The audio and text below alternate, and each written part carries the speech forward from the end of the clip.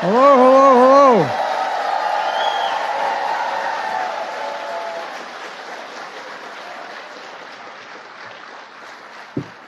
Please, please, before I begin, let me tell you what I told Jim about 20 minutes ago.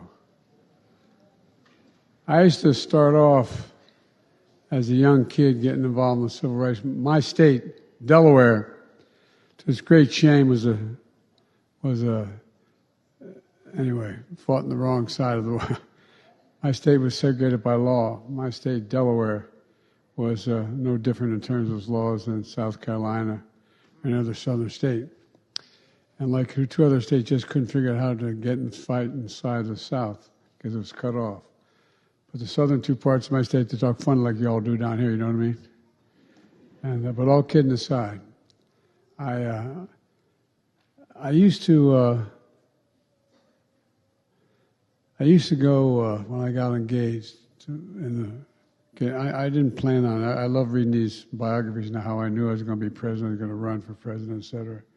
Truth of the matter was that I'm a kid who we talk about impediments. I used to talk like that. I used to stutter. Came from a place called Claymont, Delaware, a lot of steel town, all went bankrupt. Come from Scranton, Pennsylvania, things didn't work out so well because of the economy. But you know what? Every time I spent time in the black church, I was telling Jim, I think of one thing, the word hope. No, not a joke. Pastor Old, thank you for allowing me to be back in this pulpit. And Senator, thank you for that introduction. I appreciate it. You know, you made a really moving sermon, Pastor. And thank you for the congregation of Royal Missionary Baptist Church and welcoming me back to Charleston to worship with you. I prayed with you here in February of 2020 when I was running for president.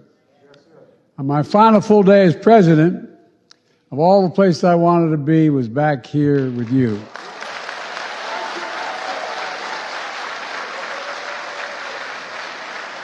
I first got involved in public life because of the civil rights movement. I'd attend 7:30 Mass at my church, then I'd go to another morning service at the AME Church in Delaware. The Black Church, the spiritual home of the black experience that helped redeem the soul of the nation, literally. That's the truth we honor. On the weekend we celebrate one of the political heroes, my political heroes, many of yours, Dr. Martin Luther King. I have two busts in my office that I can see from my desk. I had two political heroes growing up, Dr. King and Bobby Kennedy. No, I'm serious, sir. You've been in my office, Jim. There's two busts that I see from my desk. On Sundays, we often reflect on resurrection and redemption.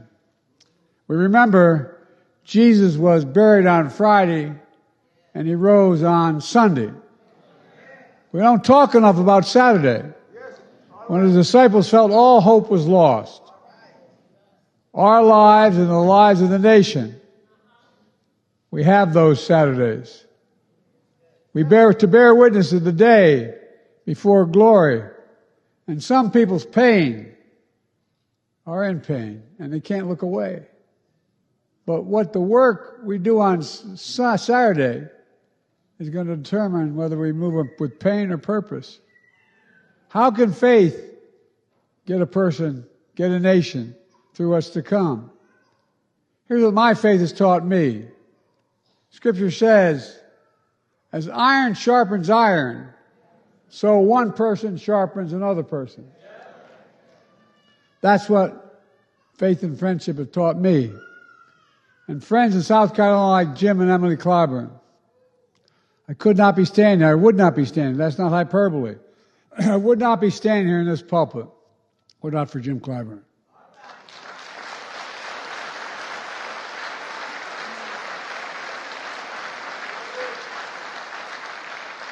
And although somewhat presumptuous of me, neither of us would be standing here without Emily, who we all miss dearly and who actually made Jim endorse me.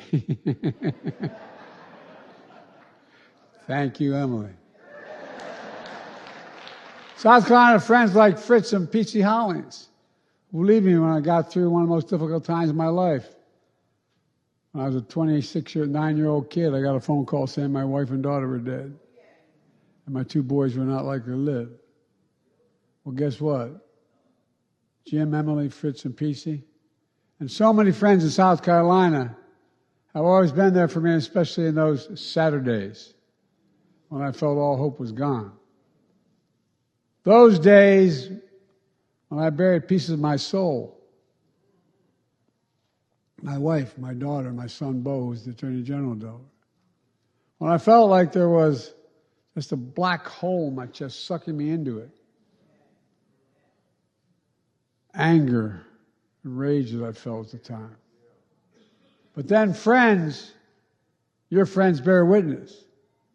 They see your pain. They pick you up. They help you get to Sunday from pain to purpose. I felt that faith and friendship when I prayed with this congregation, when I played with the congregation, prayed with the congregation of Mother Emanuel. I went there and tried to confront them on my own Saturday. But it was they who ended up comforting me as we arrived together and found grace together. Moving from pain to purpose strengthened my faith in the service of others. To love the Lord thy God with all thy heart and soul and all thy mind, and love thy neighbor as thyself. Very easy to say, but very hard to do. But in the words, those words are the essence of the gospel, is the essence of the American promise. The idea, as was mentioned earlier, that we're all created equal in the image of God and deserve to be treated equally throughout our lives. My dad used to say the greatest sin of all is the abuse of power.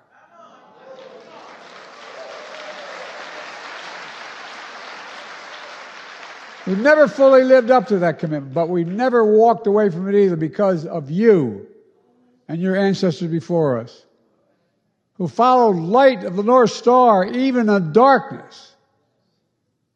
After this service, I'll be visiting the International African American Museum. It captures the ongoing story of redemption. I'll tour the exhibits and I'll speak about the power of history to make real the promise of America for all Americans. But this morning, I'd like to talk about the essential piece of redemption, the power of mercy and justice. With experience, wisdom, conscience, compassion, and science, we know how healing and restoration from harm is a pathway to the kind of communities we want to live in, where there's fairness, justice, accountability in a system, where the people we love go through hard times, fall down, make mistakes, but we're right there to help them get back up. We don't turn on each other. We lean into each other. That's the sacred covenant of our nation. We pledge an allegiance, not just to an idea, but to each other. That's who we're pledging allegiance to. That's how I viewed my decision to issue more individual pardons and commutations than any president in American history. To inspire and end federal death penalty by commuting most of those sentences to life in prison without parole. To commute the sentences of individuals serving disproportionately hard, long, and harsh sentences for nonviolent drug offenses compared to the sentence they would have received today commuting that crime. To show mercy for individuals who either did their time or significant amount of time and have shown significant remorse and rehabilitation. To understand that supervision after release is critical to provide accountability and support, while knowing that government supervision over a very long time serves neither the interests of the person or the public. These decisions are difficult. Some have never been done before. But in my experience, with my conscience, I believe taking together justice and mercy requires as a nation to bear witness, to see people's pain, not to look away, and do the work to move pain to purpose, to show we can get a person, a nation, to a day of redemption. But we know the struggle toward redeeming the soul of this nation is difficult and ongoing. The distance is short between peril and possibility. But faith teaches us the America of our dreams is always closer than we think. That's the faith we must hold on to for the Saturdays to come. We must hold on to hope. We must stay engaged. We must always keep the faith in a better day to come. I'm not going anywhere.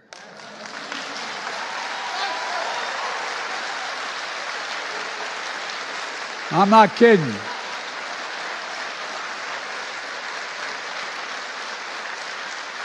So the people of South Carolina, thank you for keeping the faith. It's been the honor of my life to serve as your president. The highest honor for Jill and our family. And as I close out this journey with you, I'm just as passionate about our work as I was as a 29-year-old kid when I got elected. I wasn't old enough to serve yet. I'm in no ways tired. I've always heard before, we've come too far from where we started. Nobody told me the road would be easy. I don't believe he brought me this far to leave me. My fellow Americans, I don't think the good Lord brought us this far to leave us behind. As we celebrate Dr. King's legacy and generations before and since, women and men enslaved and free, we have to remember one of his favorite hymns. Precious Lord, take my hand through the storm, through the night, and lead me into the light. Oh, God bless you all, and may God protect our troops. I owe you big. As they say where I come from, you the guys that brought me to the dance. Thank you, thank you, thank you, thank you.